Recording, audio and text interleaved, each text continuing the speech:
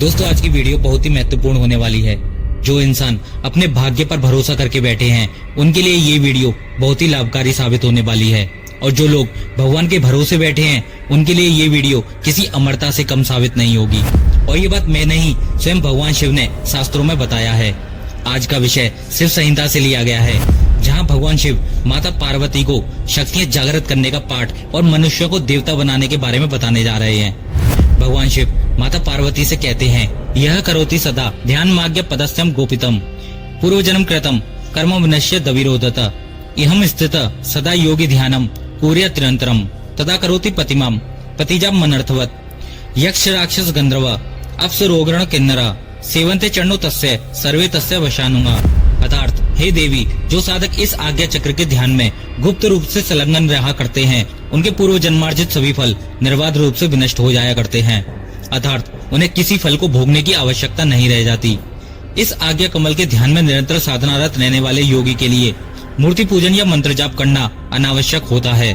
ऐसे साधक के प्रति यक्ष राक्षस गंधर्व अप्सरा तथा किन्नर आदि गण उसके अधीन रहकर उसकी चरण सेवा में निरत रहा करते हैं। दोस्तों, आपने आज्ञा चक्र के बारे में तो सुना ही होगा, अगर नहीं तो आज आपको इस वीडियो में आज्ञा चक्र के बारे में पूरी डिटेल्स में बताया जाएगा। अगर आपको पहले से आज्ञा चक्र के बारे में पता है तो आज आपको कुछ नया जानने को मिलेगा, और आपको आज्ञा चक्र से मिलने वाले फल जल्दी मिलना शुरू हो जाएंगे, क्योंकि इस बात को गुरु या संत नहीं बल्कि स्वयं भगवान शिव माता पार्वती से कह रहे हैं।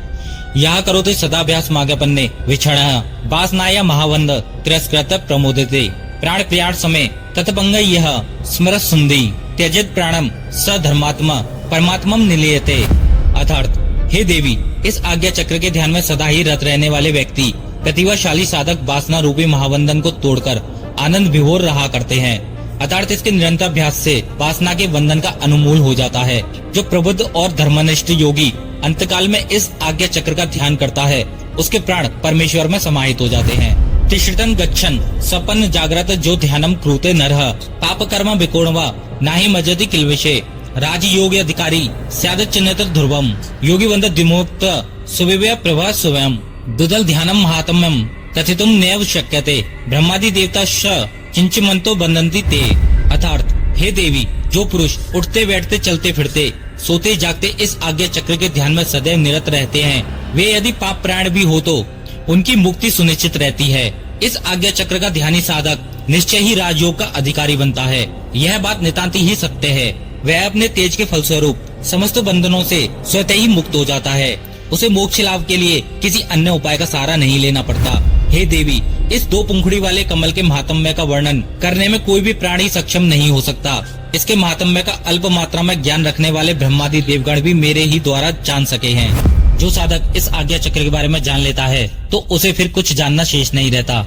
अगर साधक इस आज्ञा चक्र को जागृत कर लेता है तो उसे मनुष्य से देवता बनने में क्षण भर की देरी नहीं लगती। इसके बारे में शिव संहिता और भैरव तंत्र में काफी डिटेल में बताया गया है। इन ग्रंथों में कई ऐसे प्रोसेस बताए गए हैं जिन्हें करके व्यक्ति को मेंटली, फिजिकली, स्पिरिचुअलिटी स्ट्रॉन्ग बना सकते हैं। आज मैं आपको आज्ञा चक्र के बारे में ऐसे ही तथ्य और ऐसे सीक्रेट बताने जा रहा हूँ जो आपकी लाइफ को बेहतर बना सकते हैं, जिसे एक्टिव करने के बाद आप मनुष्य से देवता की श्रेणी में आ सकते हैं। और यह महाज्ञान स्वयं देवों के देव महादेव ने दिया है। दोस्तों, अधूरा ज्ञान विनाशकारी होता है, इसलिए इस ज्ञान को प्राप्त करने के लिए इस वीडियो को अंत तक जरूर देखना, तभी आप इस क्रिया को अच्छे से कर सकते हैं और अपनी बेकार सी जिंदगी को बेहतर बना सकते हैं। दोस्तों, मेरा नाम है कुलदीप और आपका बहुत बहुत स्वागत है हमारे चैनल फैक्ट्स दीप पर। दोस्तों, मेरा मोटिव है कि हमारी खोई हुई संस्कृति और सनातन धर्म के गुप्त रहस्यों को आप लोगों तक पहुंचाया जा सके। हमारी जिंदगी पशुओं की तरह नहीं बल्कि भगवान के अंश की तरह गुजर सके और आखिर में हमें भगवान की प्राप्ति हो सके। दोस्तों, आपने सुना होगा, गरीब पैदा होना ये हमारी प्रॉब्लम नहीं है, लेकिन गरीब रहकर मरना ये हमारी सबसे बड़ी प्रॉब्लम है। इसलिए आज मैं आपको करोड़पति से करोड़पति कैसे बने, मनुष्य से देवता कैसे बने, आज की इस वीडियो में डिटेल्स में शेयर करने वाला हूँ। दोस्तों, हमारी तकदीर अपने आप नहीं बदलती। अगर हमें सही गाइडेंस मिल जाए या सही मार्ग मिल जाए तो हमें धन संपत्ति और मोक्ष आसानी से प्राप्त हो सकते हैं। तो चलिए शुरू करते हैं। आज्ञा चक्र। आज्ञा चक्र क्या होता है, इसे आसान भाषा में समझो। आज्ञा चक्र का मतलब ही है खुद को आज्ञा देना। अगर किसी व्यक्ति का आज्ञा चक्र अनबैलेंस्ड है या इनएक्टिव है तो वो व्यक्ति मेहनत तो बहुत करेगा लेकिन मेहनत का फल उसे नहीं मिलेगा। मतलब सोचते तो बहुत होगा और करता भी बहुत होगा, लेकिन हर बार असफलता ही हाथ लगेगी। इन्हीं बातों से पता चलता है उस व्यक्ति का आज्ञा चक्र डिस्टर्ब है या फिर इनएक्टिव है, या इसे ऐसे समझो उस व्यक्ति का आज्ञा चक्र ऑफ है। अगर आप अपनी लाइफ में कुछ बड़ा चाहते हैं तो आप अपने आज्ञा चक्र पर काम करना शुरू कर दीजिए। आज्ञा चक्र को एक्टिव करने में समय तो लगता है, लेकिन अगर एक बार ये एक्टिव हो गया तो आपकी गाड़ी अपने आप ही सही ट्रैक पर आ जाएगी। आप जो सोचोगे वो आपको सच होता दिखाई देगा। दोस्तों, ये तो आप सभी जानते हैं, हम और आप ईश्वर के अंश हैं। इस 5 तत्वों से बने शरीर के अंदर एक सोल यानी आत्मा है, एक अंश है जिसे हम कभी महसूस नहीं कर पाते।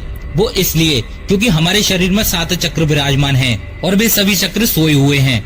उन सभी चक्रों को एक्टिव करने से हम अपनी सोल या आत्मा से बात कर सकते हैं, और हर एक चक्र के साथ उसकी एक शक्ति जुड़ी हुई है, और उन सभी शक्तियों को जागृत करना इंसान के लिए इम्पॉसिबल है। कोई महान व्यक्ति या साधु ही इन चक्रों को एक्टिव कर भगवान के साक्षात दर्शन कर पाता है। आज के आधुनिक समय में लोग अपनी भागदौड़ की लाइफ में व्यस्त हो गए हैं और अपने शास्त्रों और ग्रंथों को भूलते जा रहे हैं और अपनी दिनचर्या का नाश करते जा रहे हैं। इसलिए दोस्तों, मैं आपके लिए इतनी मेहनत कर रहा हूँ कि इन शास्त्रों का ज्ञान डायरेक्टली आप लोगों तक पहुँचा रहा हूँ। इसलिए इस वीडियो को लाइक शेयर जरूर से कर देना, क्योंकि मुझे भी आपसे मोटिवेशन चाहिए ताकि ऐसी वीडियो मैं आप लोगों तक पहुँचा सकूँ। दोस्तों, पहले वैज्ञानिक भी इन चक्रों को नहीं मानते थे, लेकिन आज के समय में सबसे ज्यादा वही लोग इस विषय पर रिसर्च कर रहे हैं, क्योंकि वैज्ञानिक खुद मानते हैं कि मनुष्यों के मस्तिष्क का अभी तक केवल 10वां भाग ही काम कर रहा है। बाकी 9 भाग अभी भी सोए हुए हैं। अगर बचे हुए 9 भाग एक्टिव हो जाएं, तो इनसे मिलने वाले परिणाम आप खुद महसूस कर सकते हैं।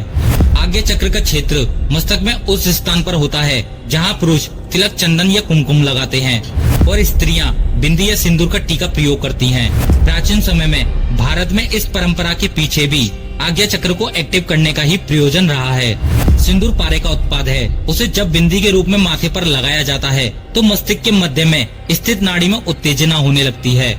यह ठीक उसी प्रकार की होती है जिसे आज्ञा चक्र पर ध्यान के दौरान तिलक, चंदन द्वारा चेतन अचेतन रूप से आज्ञा चक्र के प्रति सजगता बनाए रखी जाती है। लेकिन धीरे धीरे ये परंपरा खत्म होती जा रही है। पुरुष या महिलाएं ये बिंदी या टीका बीचों बीच माथे पर लगाते हैं, जबकि इसका स्थान दोनों भ्रुकुटी यानी दोनों बाहों के बीच में होता है। अगर आप भी डेली चंदन या कुमकुम का टीका अपनी दोनों बाहों के बीच लगाना स्टार्ट करते हैं तो आपको इससे होने वाले काफी लाभ मिल सकते हैं। सबसे बड़ा लाभ तो इसका यही है कि आपका आज्ञा चक्र धीरे धीरे एक्टिव होने लगता है, जिसके बाद आपकी सोचने, समझने और फैसले लेने की पावर कई गुना बढ़ जाती है।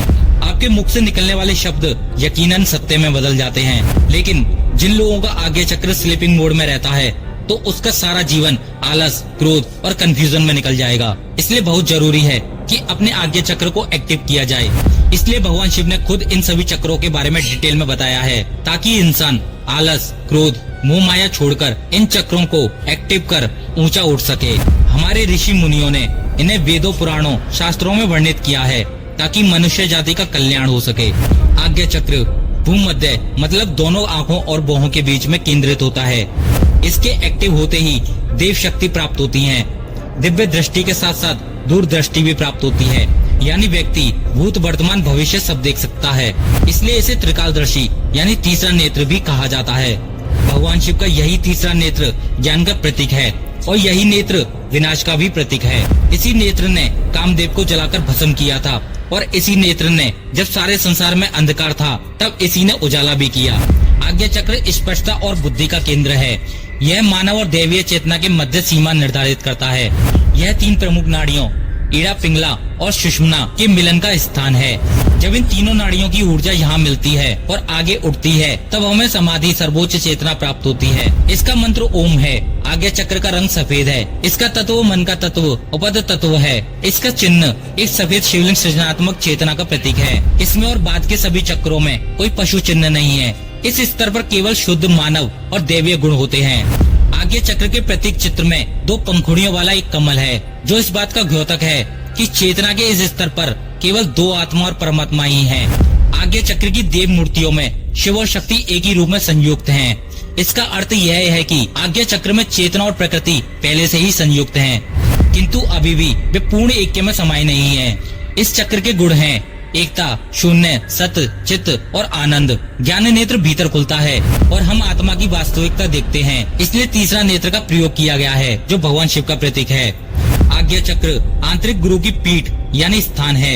यह प्रतीक है बुद्धि और ज्ञान का, जो सभी कार्यों में अनुभव किया जा सकता है। तथापि इस चक्र में एक रुकावट का उल्टा प्रभाव है, जो व्यक्ति की परिकल्पना और विवेक की शक्ति को कम करता है, जिसका परिणाम भ्रम होता है। गुरु के सानिध्य में निरंतर योगाभ्यास, ध्यान आदि आदमियों से साधक कुंडलिनी शक्ति के आज्ञा चक्र में प्रवेश कर सकता है और फिर वह कुंडलिनी शक्ति को सहस्रार चक्र में विलीन कराकर दिव्य ज्ञान व परमात्मा तत्वों को प्राप्त कर मोक्ष को प्राप्त करता है। भविष्य की घटनाओं को पूर्ण रूप से सत्य बताने के लिए प्रत्येक ज्योतिषी का आज्ञा चक्र एक्टिव होना अति आवश्यक है। आज्ञा चक्र को एक्टिव करने वाला व्यक्ति निरोगी और त्रिकालदर्शी बन जाता है।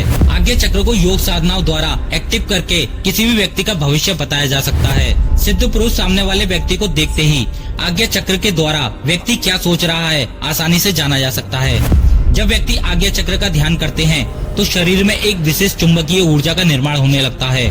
उस ऊर्जा से अंदर के दुष्प्रभाव खत्म होने लगते हैं। व्यक्ति को मानसिक शांति, एकाग्रता की प्राप्ति होने लगती है। आज की इस वीडियो में मैं आपको कुछ सीक्रेट मेथड बताने जा रहा हूँ, जो आपका आज्ञा चक्र एक्टिव करने में बहुत मदद करेंगे। अगर आप इन सीक्रेट मेथड को ध्यान पूर्वक सुनते हैं और इनको अपनी लाइफस्टाइल में उतारते हैं तो 100% आपका जीवन बदलना तय है। दोस्तों, कोई भी चक्र एक्टिव करने से पहले आपको कुछ जरूरी बातों का ध्यान रखना होगा कि कोई भी चक्र को एक्टिव करने में जल्दबाजी करना डेंजर हो सकता है। ये करना ऐसे होगा जैसे बिजली की नंगी तारों को बिना सेफ्टी के हाथों से पकड़ लेना, क्योंकि यह विज्ञान शास्त्र है और इसमें विज्ञान तकनीक से चलना पड़ता है, जिन्हें आप अच्छे से सोच समझ कर करें, तभी आपको इसका बहुत अच्छे से लाभ मिल सकता है। सबसे पहले किसी भी चक्र को एक्टिव करने से पहले आपको धैर्य यानी पेशेंस रखना है। इसके लिए आपको निरंतर अभ्यास की आवश्यकता पड़ेगी। यहाँ सभी चक्र दैवीय शक्तियों से भरी हुई हैं, इसलिए हमें धैर्य के साथ इसमें समय देना होगा और मेरे बताए गए स्टेप को आप फॉलो करते हैं तो 100% आपके चक्र एक्टिव हो जाएंगे। दोस्तों, हमारी पर्सनैलिटी, हमारी सोच, हमारी लैंग्वेज, ये सब आज्ञा चक्र के द्वारा चलती है।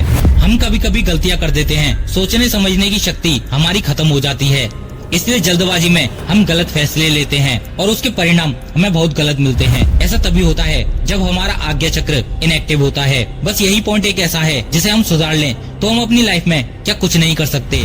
अगर आप अपनी लाइफ में कुछ पाना चाहते हैं तो क्यों ना हम ऐसा कुछ करें कि हमारी डेली लाइफ निरंतर चेंज होती चली जाए। मैं आपको एक मेथड बताने जा रहा हूँ, जिसे करके आप अपनी डेली लाइफ में बहुत बड़े बदलाव ला सकते हैं, साथ ही सफलता की सीढ़ियाँ चढ़ सकते हैं। आपका दिल और दिमाग और शरीर पहले जैसा नहीं रहेगा, सब कुछ चेंज हो जाएगा।